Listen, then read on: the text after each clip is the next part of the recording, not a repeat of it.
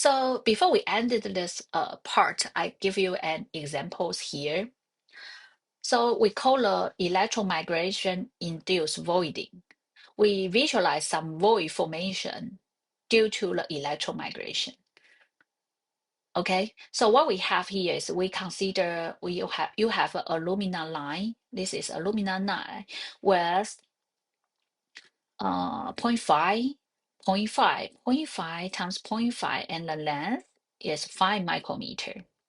And we do have give you the effective diffusivity, which means that the real diffusivity is 10 to minus 15 and at this temperature. So the question will be, please estimate the time required for forming a void. This size is 0.5 times 0.5 times 0.5 at the cathode of this line. And they also give you the current, electrical current at the same temperature. Okay, so this case is quite important because when you have a alumina conducting line and the size is here, as long as I flow the I give the apply a current passing through these materials to left-handed side, then that means that I will have a current electron flow move to right-handed side. And they say already formed the void, which means that this electron flow is high enough to induce the void formation and also extrusion. So when the void formation, they give you a size. So due to the electron flow move to right-handed side, so you probably have extrusion on your right-handed side and void form the void at your left-handed side. So we draw the void formation here, and the size is 0.5, 0.5, and 0.5. As long as you form this void, I believe this device failure. So this is almost this question actually asks you about the lifetime of this device, the lifetime. Okay, so how to answer these questions? How much time required for formless void? So how much time actually is related to flux, right? As long as you know the flux, you have flux of what? Flux of vacancy. So this is a pure aluminum, so we only have two components, is atoms and vacancy. So void formation actually, so you will get this relationship, right? You visualize the void formation. As long as I can calculate the vacancy flux, then probably I can answer how much time it takes. Okay. So the idea will be I know the void size and how much time it takes depending on the button is I need to know uh, the total, how much the void form or the vacancy, what's the total volume of the vacancy form per second, right? Per unit area or per second should be okay. So as long as I know the total volume of a vacancy or void form per second, then I divide it by this value, I know how much time it takes, right? So at the bottom will be you need to know the volume of the void form per second. So this is some kind of you need to know the JV, you times the area. You times the area and average atomic volume. So you got this divided, you got the per seconds, how much the void or what's the total volume of the void form per second. 所以在这里的话，它概念上就是你已经知道你总的 void 的体积，那你如果可以知道单位时间它产生 void 的体积是多少的话，那你就可以知道到底需要多少时间。那如果是单位时间产生多少 void 的话，那你就要知道单位时间，你就可以知道 JV 啊，因为 JV 的话是单位时间、单位面积，然后有几个 void 嘛，那乘上它这个 void 的体积。其实就是原子的体积，你就可以知道单位时间有多少体积的 void 会生成，然后再乘上面积，那你就这边就会是完整是你把这边划掉之后就是单位时间，然后 void 的产生的体积，那你这个除过来，所以你从这里你就可以知道说，我要知道这个的话，这个已经告诉你了。那 A 也知道，因为面积在这里，然后平均原子的 omega 也告诉你在这，所以你只要知道 JV 是多少。那 JV 到底是多少？JV 要知道多少的话，你其实可以只从 JA 开始，你就可以知道他们的 sign 不一样，那你就可以知道 JA 是多少，因为我只需要值嘛，对不对？那 JA 怎么算？就一样 mobility concentration 跟 driving force。对不对？所以一样是 mobility concentration 跟 driving force，因为我要就这就是 JA，对不对？然后接着的话就会是问说，那mobility concentration 跟 driving force，那 concentration 它是纯的 alumina，pure alumina，so what's the concentration of the alumina? You read through this, there's no any information except omega. So actually, we told you before. As long as you want to know the concentration of alumina, then I know the atomic fraction. This is one pure, because pure alumina, right? So the concentration is reciprocal of the average atomic volume. So 这个值就是 reciprocal of 这个值，导数 omega 分之一。Then the effective diffusivity just copy here. And KB, the unit for KB is here. But in order to make sure everything's okay, so usually I will write somewhere with a unit. Okay, so first one concentration, I write down the unit. And for the diffusivity, I copy the unit as well. Copy unit is here. And the bottom, I use the KB is the unit is here, EV divided by K. So I put the value here, and the T is this degree C, you need to convert it to absolute temperature. You got a K here. And this term is beta. Beta here, they give you a -10. Because this is a magnitude, not a vector, so I just take the -10 out, delete this term, so I put a 10 here. E, I put a E here. Because this is, I also use a E, right? And this E is, they will delete it afterward. And the current density, they only give you a current, but you can convert it to density divided by area. Oh, sorry. You can divide it by area here. Use this divided by this. And the conductivity, they directly give you a conductivity at the bottom. And also I will usually copy the unit. Finally, I will check, delete all the unit and make sure everything's correct, because the unit for atomic flux should be the numbers of atom per area, per unit time second here. So it's perfect. So as long as I know the JEM, I just substitute here, and the other part just fill them, then I got the results. It's like around like 8.9 times 10 to 7 seconds. Okay, so the trick here is the void formation is why we have void, because you have vacancy. So as long as you have the JV, then you can answer all these questions. But how to get the JV? Because this is pure materials. In order to get the JV, the other way is use the JA. Okay, because JA plus JV equals to 0. So you have this like relationship between the JA and JV. So this is for your reference. So I'm going to end the list chapters talking about sections for talking about electron migration. What is electron migration? Actually, is a close effect between the electrons flow or electron flux with the diffusing species, and they have the through the momentum exchange effect. And we use the beta, which we call the effective charge, to represent or to understand the driving force really acting on these atoms or vacancies induced by the electrical field.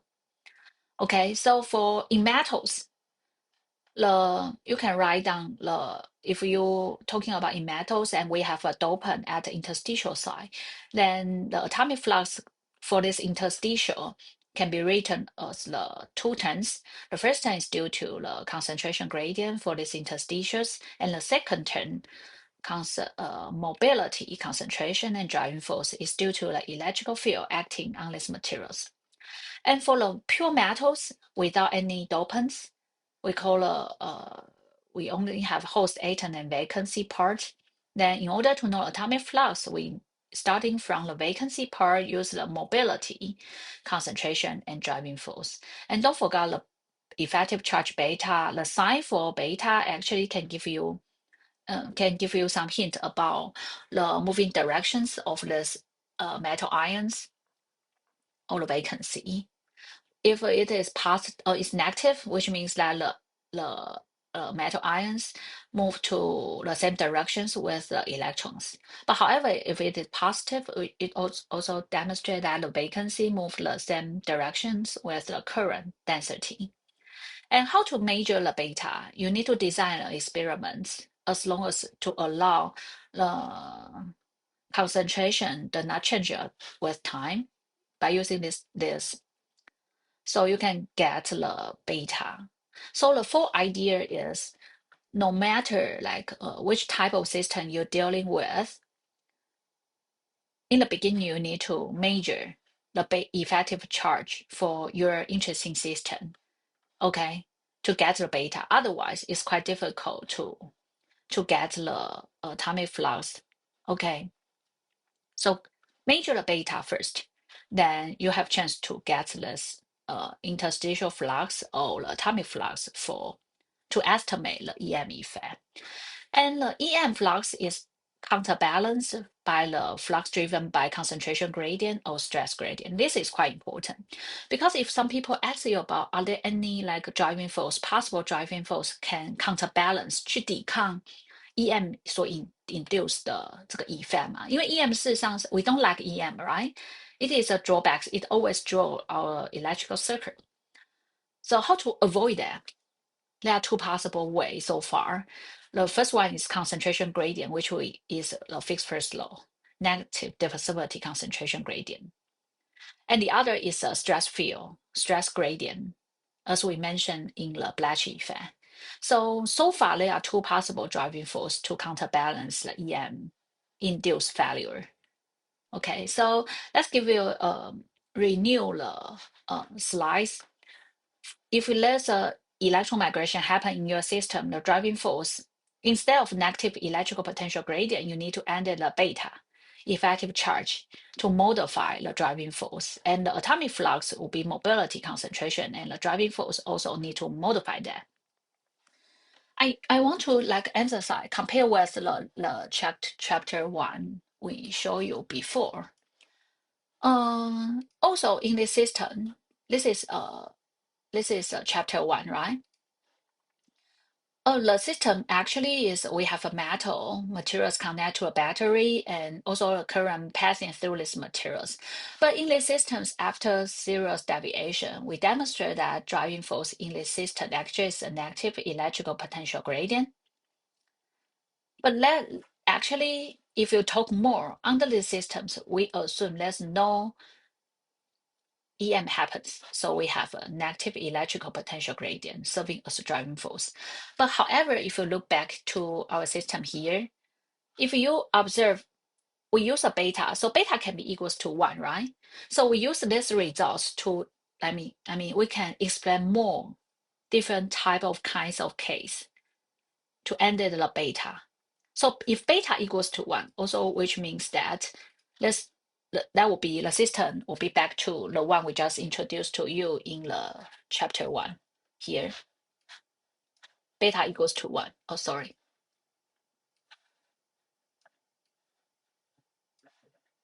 Okay, this is 5.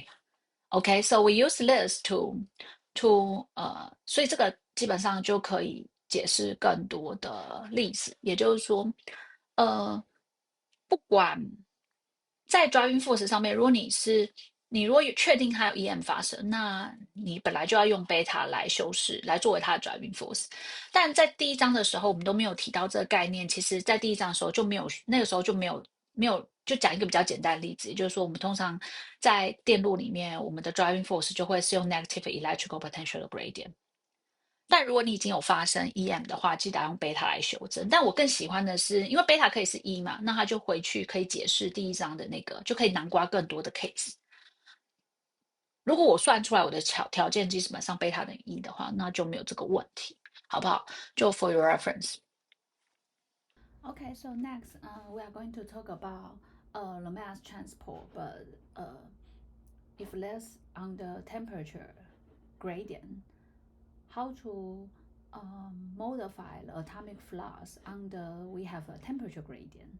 And also we will simply divided our system into like we have interstitial or dopant inside your material, and the other will be you have you only have pure metals. Let's further to discuss the atomic flux. What's the atomic flux in both these two systems? So for the thermal migration part, we mentioned in the third sections. In the beginning, we are going to talk about what is the thermal migration. Actually, based on its name, actually it's a thermal gradient, temperature gradient induced atomic migration. So as long as you do have a large or high enough temperature gradient, then this gradient, temperature gradient, can serve as driving force to push or induce atomic migration. Then next, we are going to show you how to quantify this effect, and also talking about we also have the term we call the heat of transport to interpret the thermal migration induced effect. And also this actually is the similar idea with the beta effective charge. So the sign and magnitude for heat of transport means something. So we will talk about this later. And the last before we ended this thermal migration part, we will talk about what happened in metals. We have in pure metals, we have a vacancy mediated thermal migration. So let's move to the introduction about the mass transport under temperature gradient. And as we mean, so in the introduction part, I want to persuade you. Let's really have thermal migration exist in your material system. So first, we just check the definition of physical meanings for thermal migration. It is we do have a thermal gradient or temperature gradient induced mass transport. And the reason is the cross effect between the diffusing species, diffusing atoms, and the heat flow. So why people observe this phenomena in their materials? Actually, they will trace back to first develop or first announced in the solder bond in between the silicon substrate and copper substrate in our device. So I will.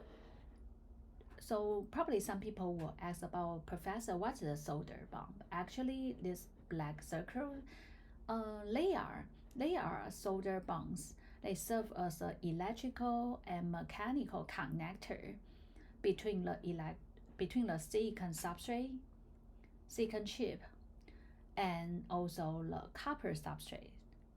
And silicon chip, there are lots of electronic component on silicon substrate, silicon chip side. And the purpose for copper substrate is for heat dissipation. So our solder bond actually play important role in electrical connectors between silicon and copper substrate. If you try to enlarge this solder bond, and by the way, why we will focus on this solder bond?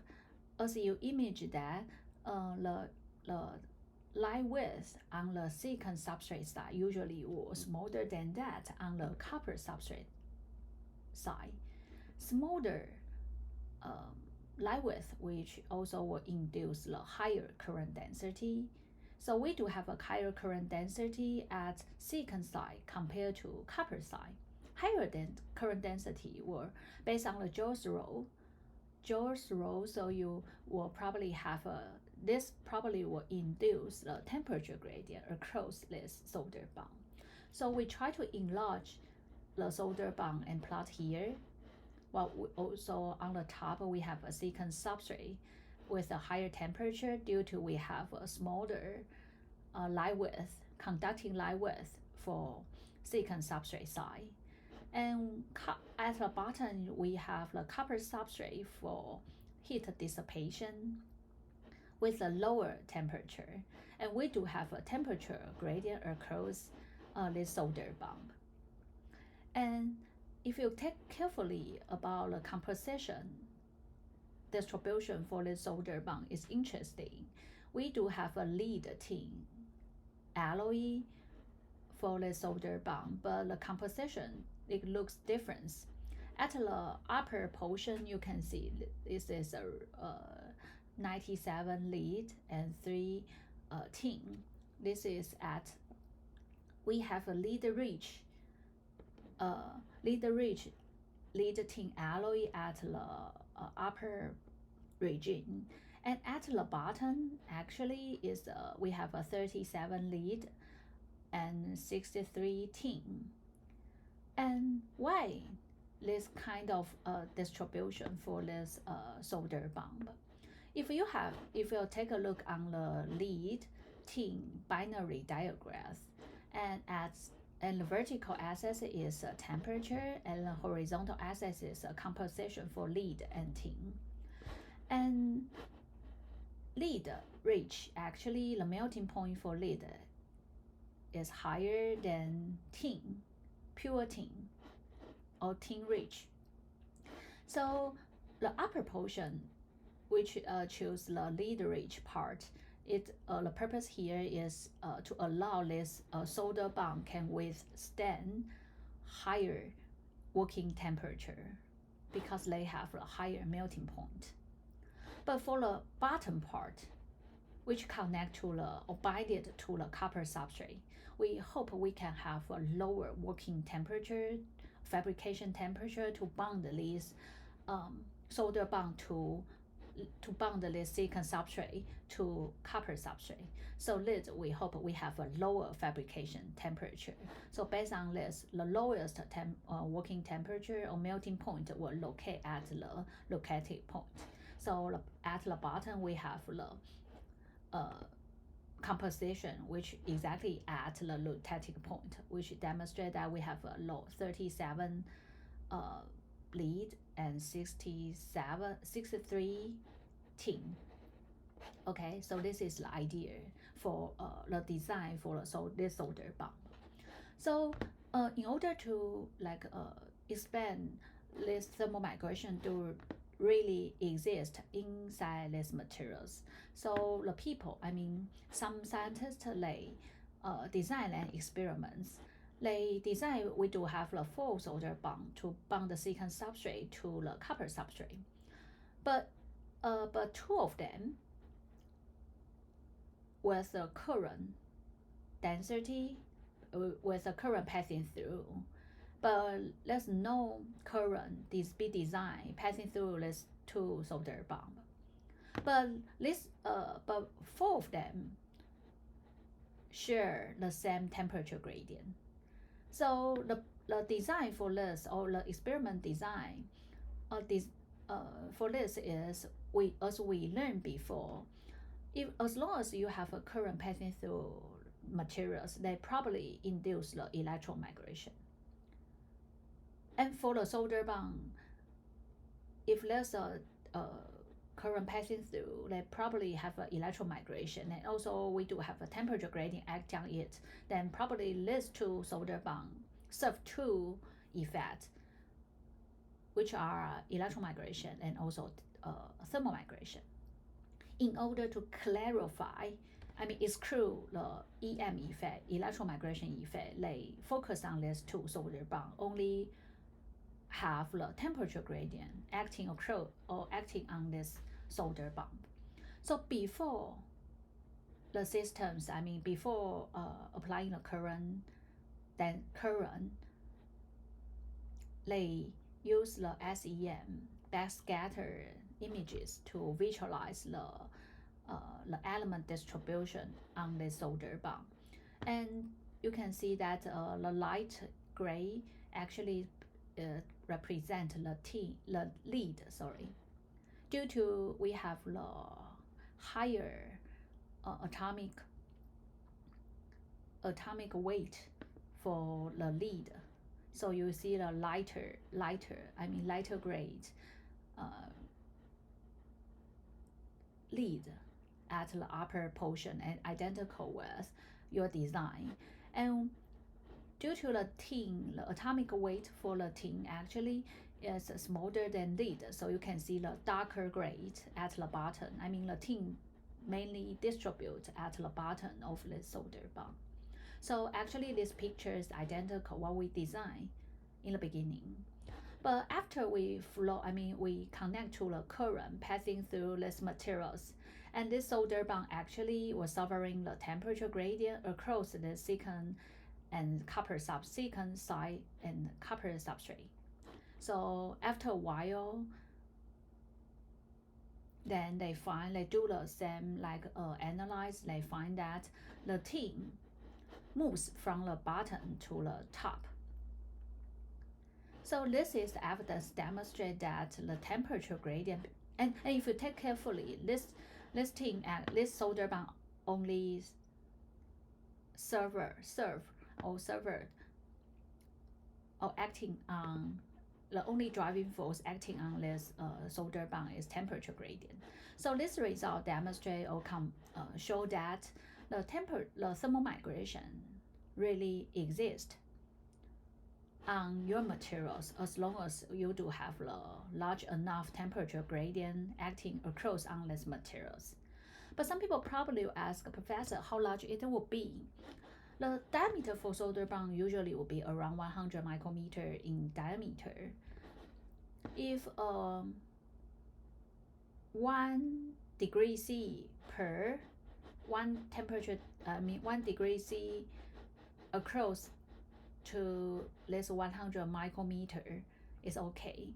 But to induce the thermal migration, usually the order can be considered 10 degrees C across per 100 micrometer.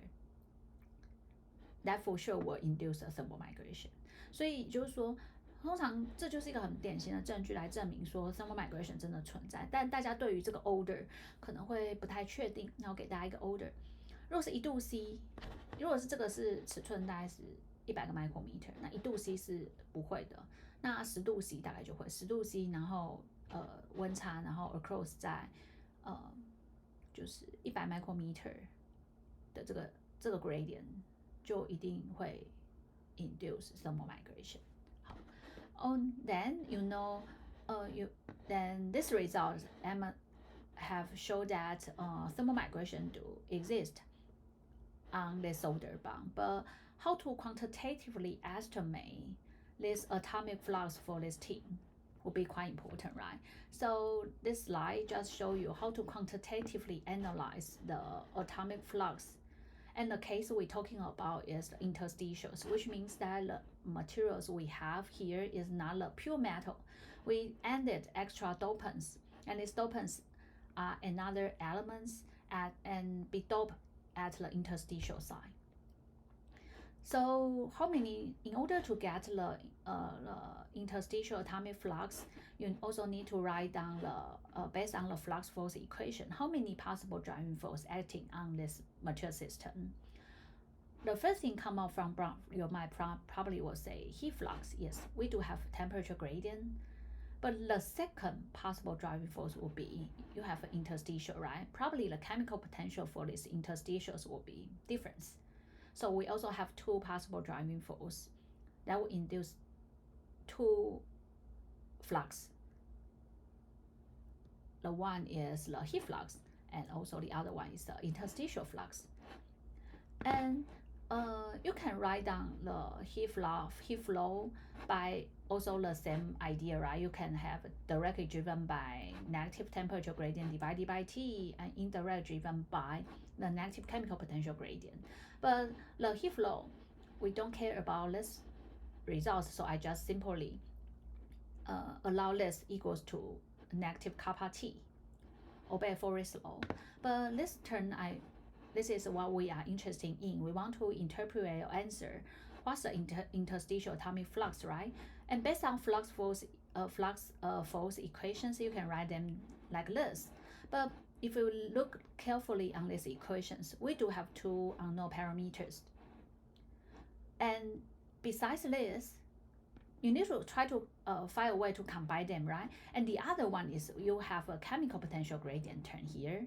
And the second term is temperature gradient. But as we know, the chemical potential actually is a function of temperature and also the concentration.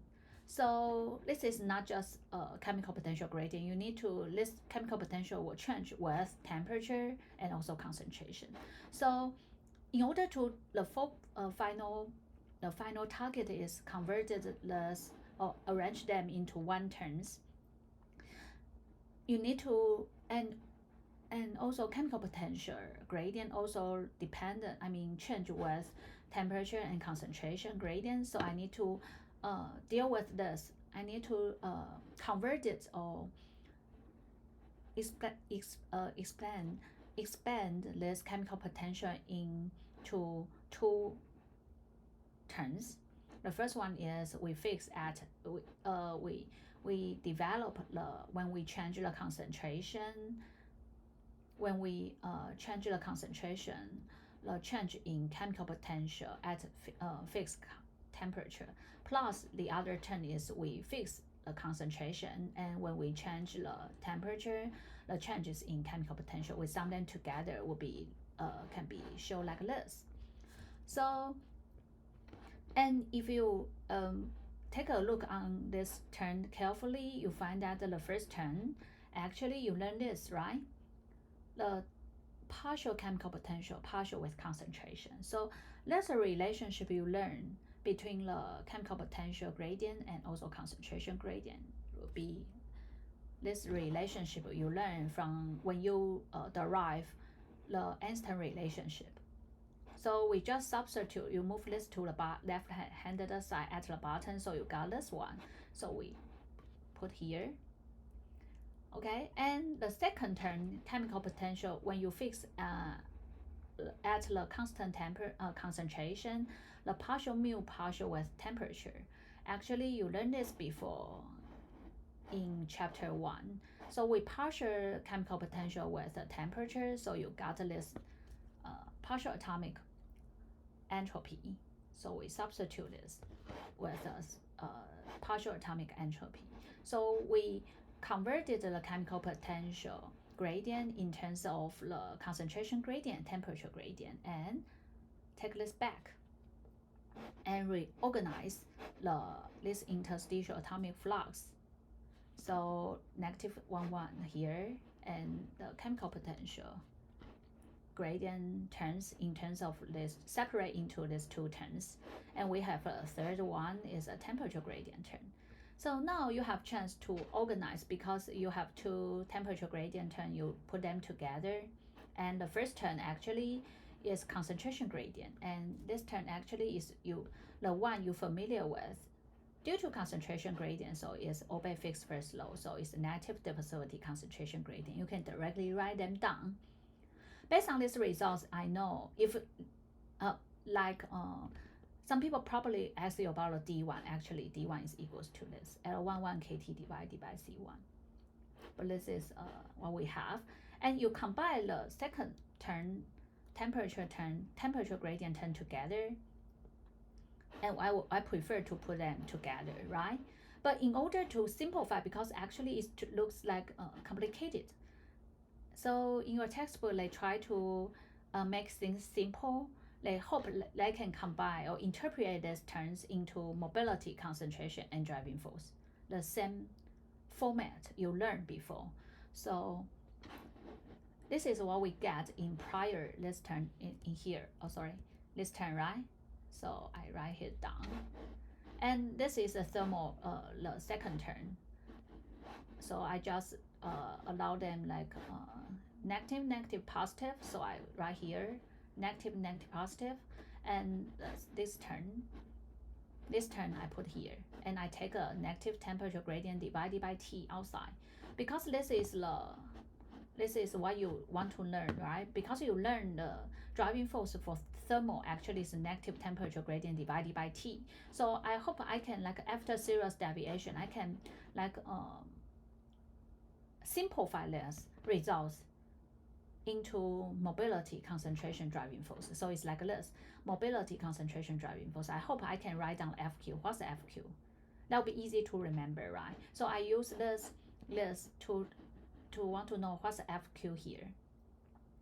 And D1 divided by KT, D1 divided by KT, so it will be equals to L11 divided by C1.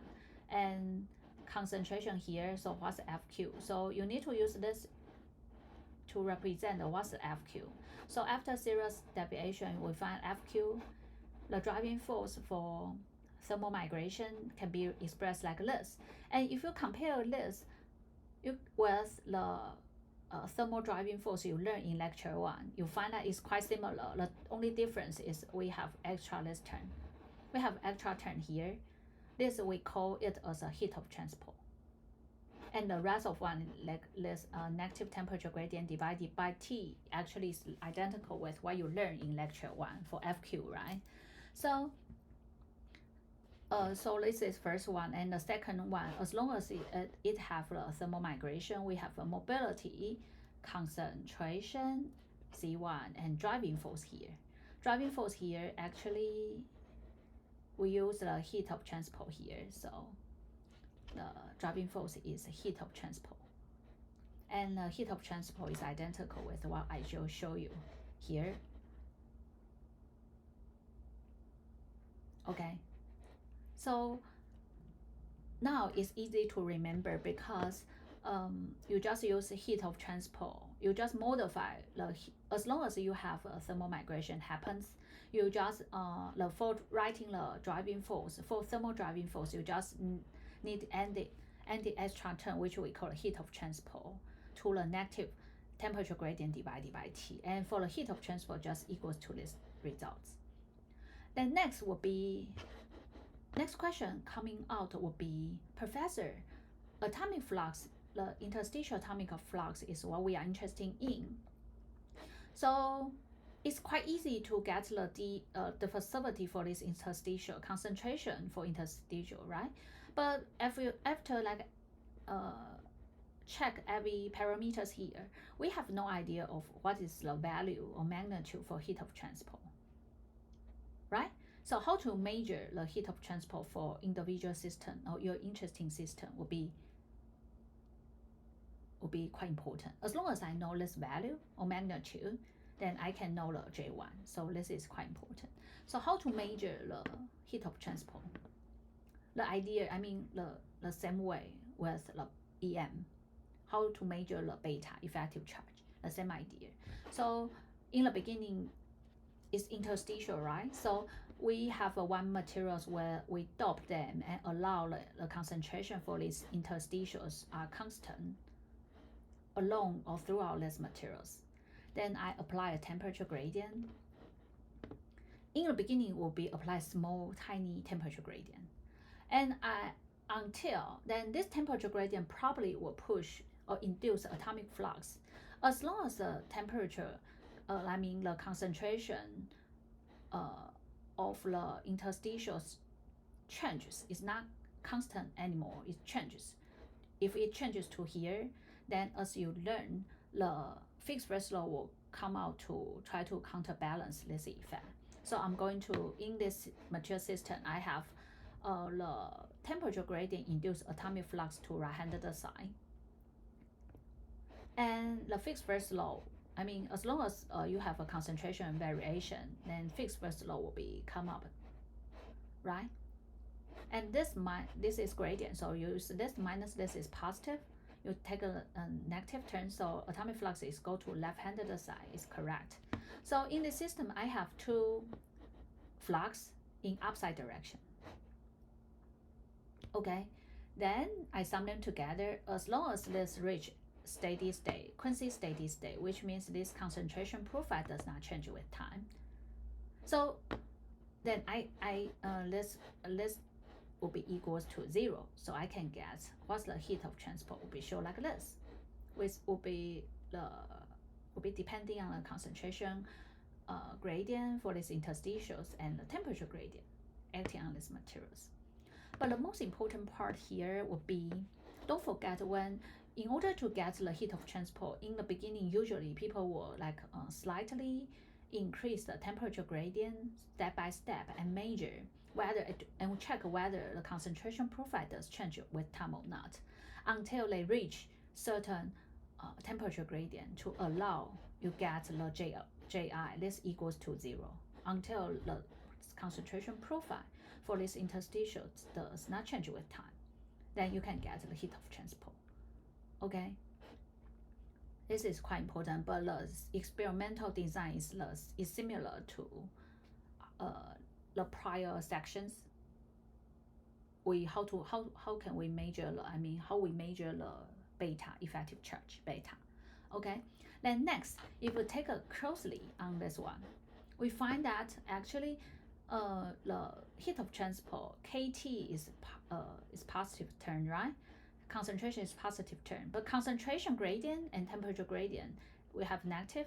So it turns out we have chance to get the positive or negative term of heat of transport, depending on the concentration gradient and temperature gradient.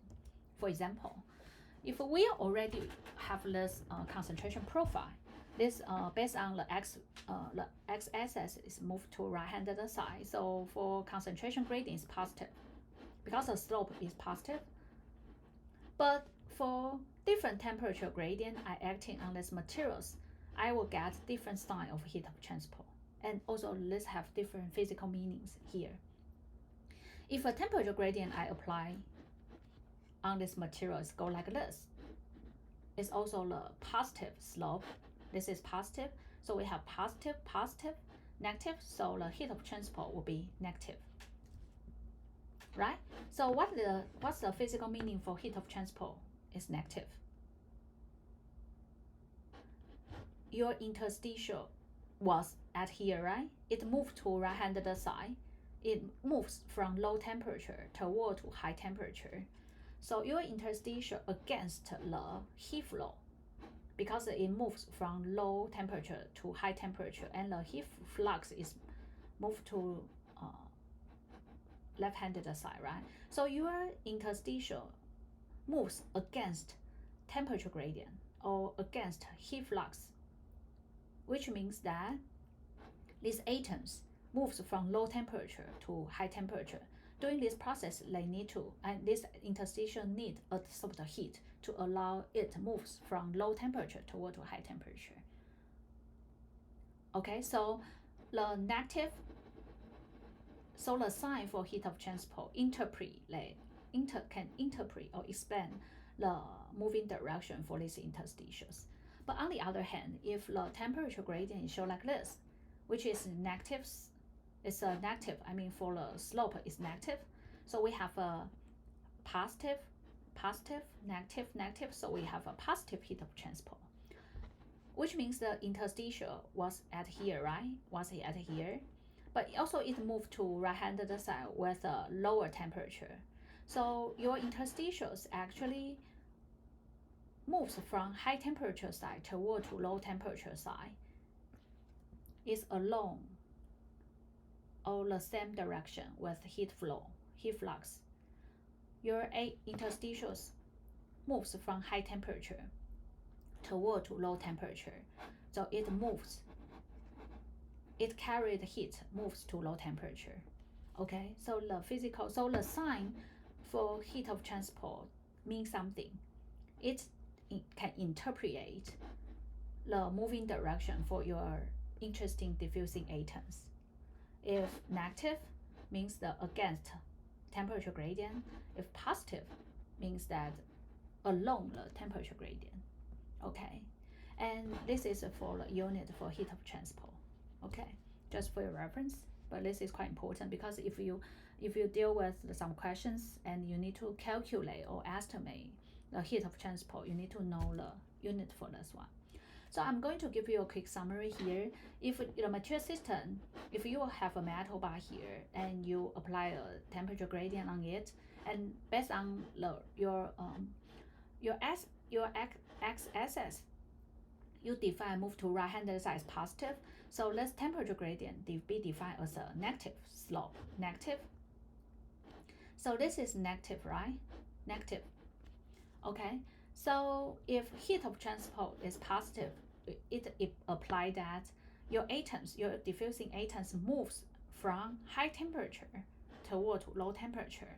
So atomic flux will be moved to right-hand side.